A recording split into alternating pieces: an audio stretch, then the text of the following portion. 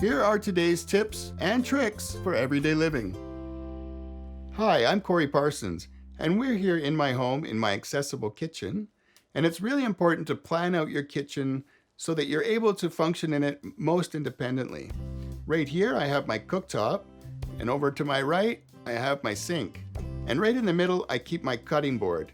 That way, I can stir food that I'm cooking on the cooktop, chop food at my cutting station, and get water all at the same time, because wheelchairs don't move side to side, only forward and back, and it makes it difficult if you have to take a side step.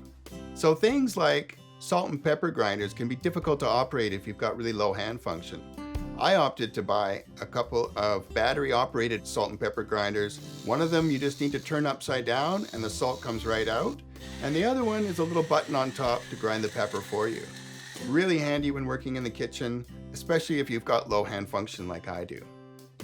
When I'm in my kitchen, another thing that makes it really accessible is having the cupboards down a little bit lower so you can reach that bottom shelf. And also the countertops, I keep at standard height because as a quadriplegic, I don't have tricep muscles, and that makes me a lot more balanced and safe in the kitchen. And I like to use drawers for my pots and pans and utensils. That way, when I pull the drawer open, I can pull up right beside it, as opposed to a cupboard which is difficult to reach into, especially near the back. But if you have to use cupboards, installing a dish rack on a rail will allow it to pull out just like a drawer. Another great tip for staying independent in the kitchen is installing lever-style handles on your taps. That way you can turn them on and off with one hand without having to have any grip function, and if your hands are dirty, you can use the back of your wrist to lift it up. Another great idea is to install those spraying wands for doing the dishes.